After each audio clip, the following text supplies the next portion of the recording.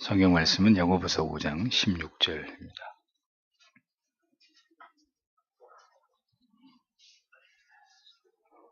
야고보서 5장 16절 같이 읽겠습니다. 이러므로 너희 죄를 서로 고하며 병 낫기를 위하여 서로 기도하라. 의인의 간구는 역사하는 힘이 많으니라. 아멘. 자, 4장 스콜라 신학자들의 회개론, 고해와 보석에 대한 논의, 고해와 통에 관한 스콜라 신학자들의 가르침과 그들이 주장하는 성경적 근거, 지난주에 이어서 4항에서 6항까지 살펴보고 이어서 비밀 고백의 기원에 대한 증거 7항, 8항까지를 설명하도록 하겠습니다. 자, 4항 고백에 대한 스콜라 신학자들의 헛된 주장. 그러니까 여러분 미리 말씀드리자면 이 칼빈이 가톨릭의 고해 성사에 있어서 그들의 죄의 고백에 대한 부분을 비판하고 있는 내용입니다. 그런 인위적인 인간이 하는 고백이 어떻게 그게 성경적 근거, 성경적으로 올바를 수 있으며 성경의 어떤 근거를 제시할 수 있겠느냐. 그 고해 성사에 있어서의 그 그릇된 맹점을 칼빈이 이제 그것을 비판하기 위한 그런 논조로 이 설명을 해 나가고 있는 것입니다. 스콜라 신학자들의 죄 고백이 신적인 권위로 명령된 것이다. 이렇게 그들은 주장을 했습니다. 이것을 합리화하기 위해서 성경의 본문을 아전인수격으로 이렇게 해석을 하고 합리화했죠. 하나님께서 범죄한 아담에게 찾아오셔서 내가 어디 있느냐 이렇게 물으시면서 고백을 원하셨다는 식으로 창세기 이 말씀을 이렇게 왜곡을 해서 해석을 합니다. 그런 아담은 만약에 그렇게 하나님이 아담에게 고백을 원했다면 아담이 이렇게 얘기하면 안 되는 거잖아요. 어떻게 해요? 하와를 핑계대면서 변명과 하나님께 대한 반론을 아담이 제기하고 있지 않습니까? 그렇기 때문에 하나님이 아담에게 고백을 원했다라는 에스콜라 신학자들의 주장은 근거가 없는 거라는 거죠. 그들의 말대로 이것을 고백으로 간주하기에는, 왜냐하면 아담이 고백한 게 아니니까, 하나님께 죄를 고백한 게 아니라 반기를 들고 변명을 한 것이기 때문에 성경적 근거가 될 수 없는 부적합한 것이 될 수밖에 없다는 겁니다. 또 다른 예로 스콜라 신학자들은 예수께서 문둥병 환자들을 제사장들에게로 보내셨다는 말씀을 예로 들어서 이것을 이제 고백이다, 일종의 고백이다, 이렇게 이제 왜곡을 시키고 있었습니다. 그들의 주장은 문둥병자들의 고백을 듣게 하기 위해서 주님께서 제사장들에게로 문둥병이 나은 환자들을 보내신 것이다, 이렇게 주장을 하죠. 그러면서 이 본문을 알레고리적으로, 즉 풍유적으로 해석하기를 제사장은 문둥병의 발병과 완치됨을 분별하고 이것을 결정해야 될 임무를 가졌는데, 죄가 곧 영적인 문둥병이기 때문에 제사장은 이 죄의 문제에 대해서 속죄를 선언할 의무를 가진 자들이다, 이렇게 해석을 한 거예요. 그러니까 이러한 해석의 근거는 전혀 근거 없는 해석일 뿐입니다. 제사장은 영적인 문둥병을 진단하는 자들이 아니라 육신에 발병한 문둥병을 진단하는 자들일 뿐이죠. 그리고 이 제사장직은 예수 그리스도께서 이 땅에 오셔서 그가 감당하실 삼중직 가운데 하나를 보여주는 예표일 뿐입니다. 그래서 제사장직의 모든 직무는 그리스도께로 전이됐고 그리스도를 통해서 완성이 된 것입니다. 그러므로 제사장이 죄를 속할 권한을 가졌다고 해석하는 그들의 주장은 허무맹랑한 것이다. 근데 문제는 이제 사제들이 제사장직의 계승이라고 생각하기 때문에 사제가 이 죄를 속할 능력이 있다는 근거를 이런 식으로 끌어다 붙이는 거죠. 언제나 이렇게 성경을 그릇되게 해석할 때 많은 성경에서 벗어난 법과 제도가 만들어지게 되고 결국은 사이비와 이단이 생겨나게 되는 것입니다. 그 대표적인 게 신천지 아닙니까? 개만이가 자기가 제2의 보혜사라고 주장하는 이런 미친 소리를 짓거리고 있잖아요. 그리스도께서 문둥병자들을 제사장들에게 보내신 이유는 주께서 율법을 무시한다는 비난을 받지 않으시기 위해서였습니다. 주께서는 문둥병자들을 고쳐주시면서 율법을 준수하기 위해서 제사장에게 가서 몸을 보이라고 말씀하신 것이지 고해를 하라는 의미가 아니었다는 거죠. 주께서는 자신이 메시아로서 행하신 표적에 대해서 제사장들을 증인으로 삼고자 하신 것일 뿐이었습니다. 그들이 보고 문둥병이 다 나았다는 것을 공증함으로써 주님이 행하신 이적이 거짓이 아니라는 것을 드러내고자 하신 것입니다. 주께서는 그렇게 율법을 어기는 자로 간주되기를 원치 않으셨기 때문에 문둥병 환자들을 제사장에게로 보냈던 것입니다. 그러므로 이것을 근거로 제사장이 죄를 사할 권세가 있다는 주장은 스콜라 신학자들의 어리석은 궤변에 지나지 않는 것이라는 거죠. 그럼에도 그들이 이러한 근거를 내세우는 이유는 말씀드린 대로 가톨릭의 사제들이 제사장의 권위를 계승했다고 스스로 여기면서 사제들이 죄를 살 권위를 가졌다는 점을 합리화하기 위해서였다라는 겁니다. 그러니까 칼빈이 스콜라 신학자들의 이러한 어리석은 주장을 반박하는 이유는 그들의 이러한 성경의 어리석은 해석, 알레고리적인 적용이 가톨릭에 의해서 오용되어서 그들의 사제주의를 정당화하는 거짓된 교리와 제도를 만들어냈기 때문입니다. 성경은 언제든 이렇게 자기들의 입장을 합리화하는 근거로 자기들의 이익의 재료로 삼고자 하는 그런 자들에 의해서 종종 악용된단 말이에요. 모든 이단들이 그렇게 만들어졌고 그들은 지금도 성경을 끊임없이 왜곡시키고 자기들 나름대로 합리화한 해석을 해서 사람들을 미혹에 빠뜨린단 말이죠. 성경을 올바로 해석하는 것이 얼마나 중요한지를 다시 한번 분명하게 우리가 인식할 필요가 있는 것입니다. 다섯 번째로 알레고리의 해석법. 칼빈은 알레고리적 성경 해석의 해악성을 신랄하게 비판하면서 그리스도의 행적에 대해서 또다시 왜곡된 한 가지의 예를 듭니다. 그것은 그리스도께서 나사로를 다시 살리실 때 일어난 일입니다. 자, 그런데 스콜라 신학자들은 예수님께서 나사로를 풀어 다니게 하라라고 제자들에게 이것을 지시했다고 주장을 합니다. 그런데 칼빈은 이것은 사실이 아니라고 성경을 통해 반박을 하죠.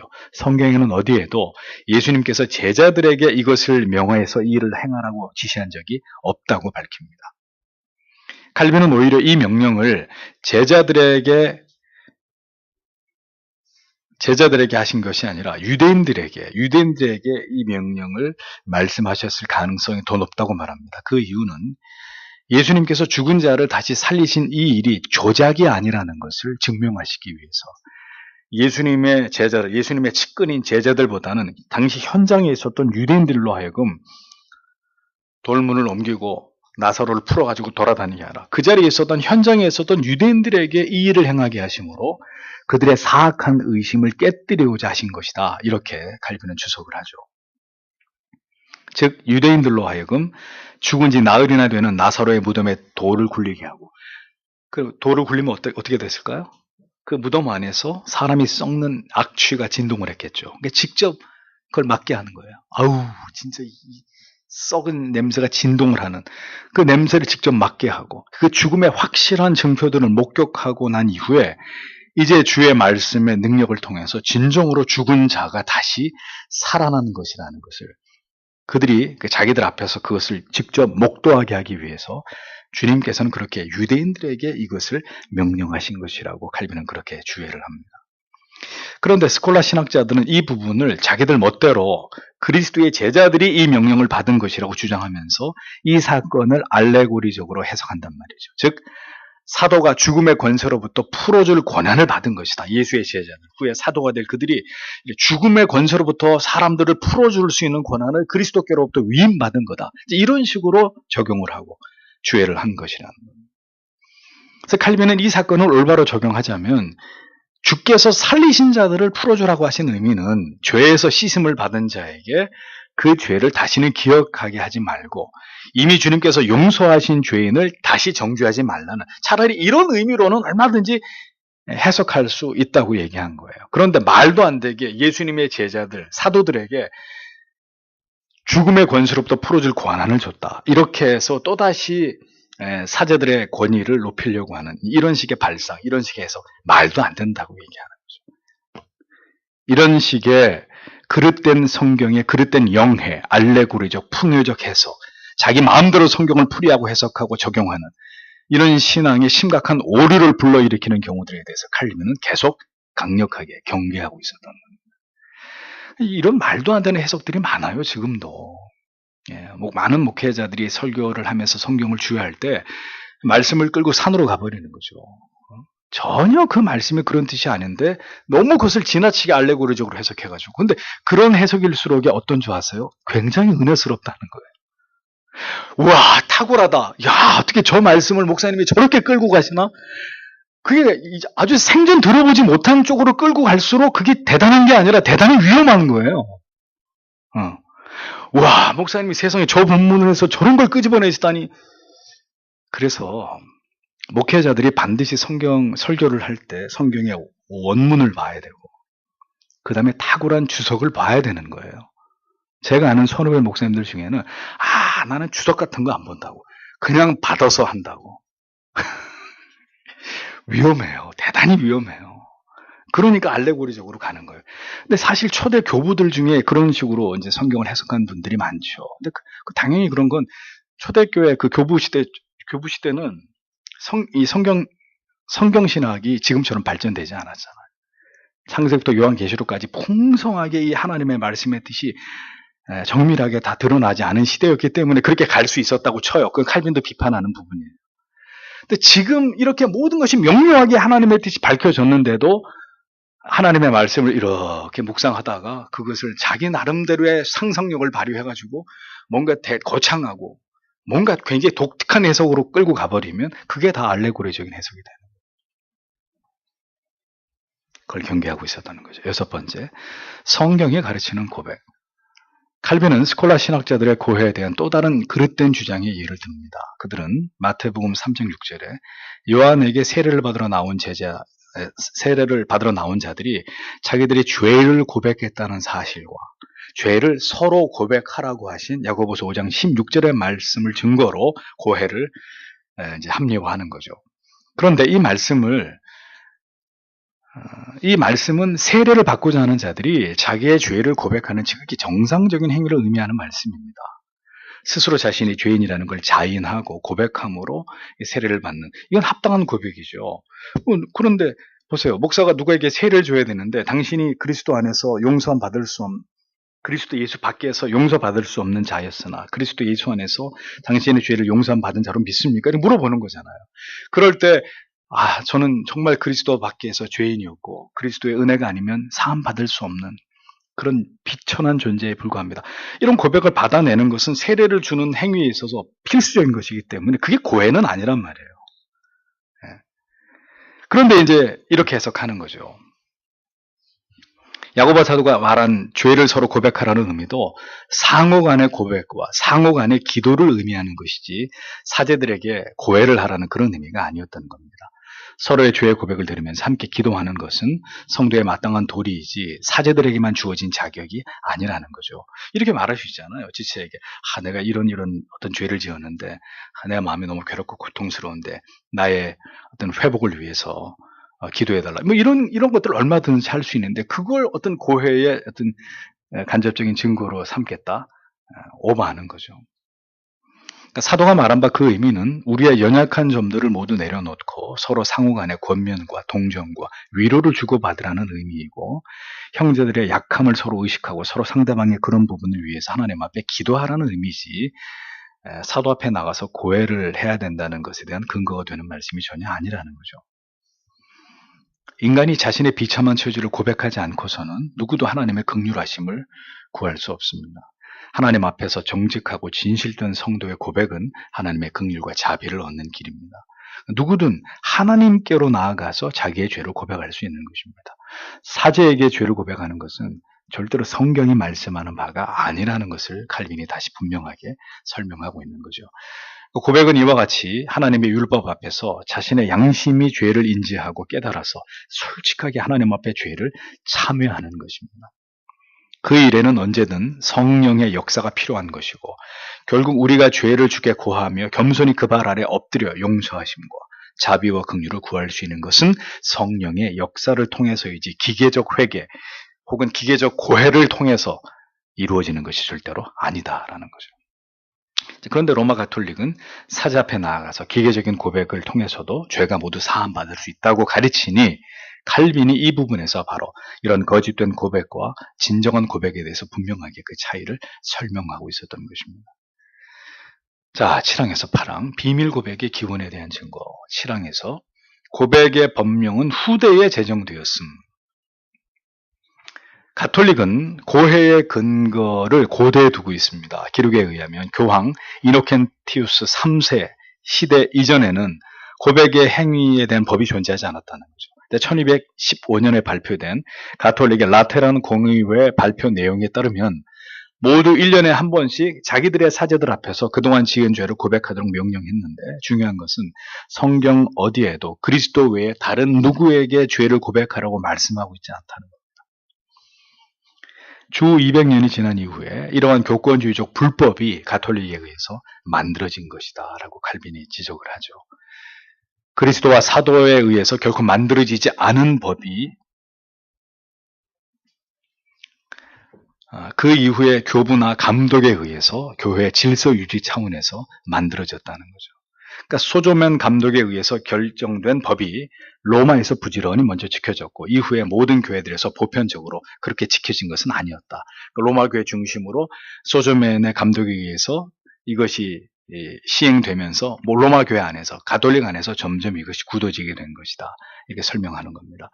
초대에는 이 직무를 장로 중에 한 사람이 이 직무를 행했다는 기록을 통해서 결코 가톨릭의 사제가 이 일을 위해서 하늘의 열쇠를 받은 것이 아니라는 것을 칼빈이 고증을 통해서 증명을 합니다. 그러면서 여러분, 이번 주에 이 기독교 강의를 잘 읽은 분들은 이 점에서 굉장히 좀 놀랐을 겁니다. 칼빈이 뭐라고 얘기하죠? 내가 지금 무슨 얘기를 하려고 할까요?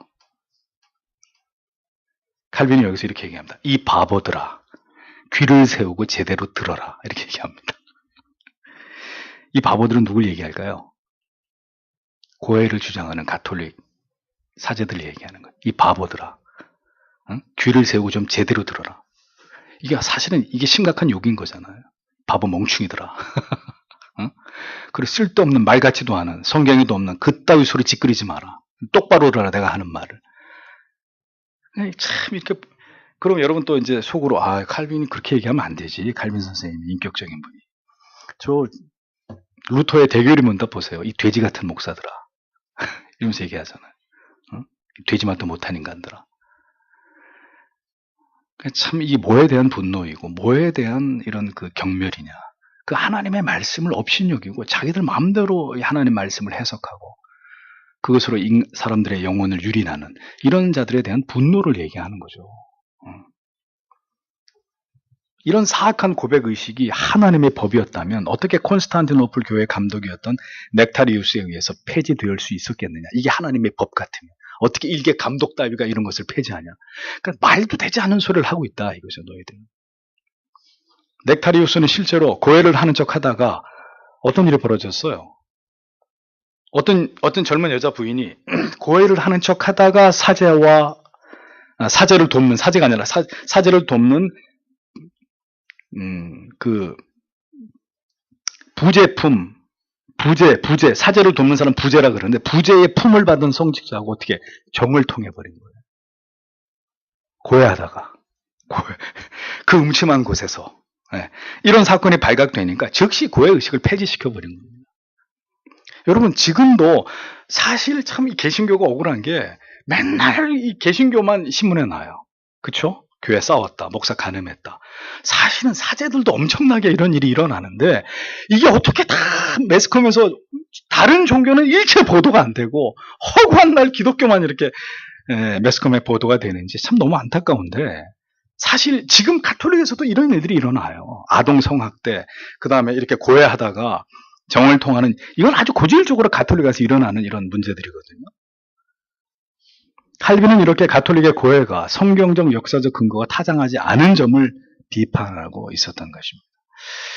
8번째, 크리소스톰의 증거. 크리소스톰 역시 여러 고백이 폐지된 증거를 제시해 주죠. 그가 콘스탄티노플 감독으로 있을 때 그는 이렇게 말했습니다. 지금부터 이제 크리소스톰이 어떻게 이 고백에 대한 문제를 그가 논평했는지를 그대로 인용을 하겠습니다. 여러분의 죄를 이야기해서 씻어버리십시오. 여러분이 지은 죄를 어느 누구에게도 말하기가 부끄러우면 여러분 자신의 영혼에게 날마다 반복하여 고하십시오. 여러분의 동료 시종에게 하라고도 하지 않습니다. 그들이 여러분을 욕할 수도 있기 때문입니다. 그 죄들을 치료하시는 하나님께 고하십시오. 침상에 누워서 여러분의 죄를 고백하여 여러분의 양심이 날마다 그 잘못된 것들을 시인하게 하십시오. 또 더 나아가서 증인들 앞에서 죄를 고백할 필요도 없습니다. 여러분 스스로 생각하여 여러분의 죄를 살피십시오. 이런 여러분의 판단에 대해 증인이 없게 하십시오. 오직 하나님께서 여러분의 고백을 대하시도록 하십시오.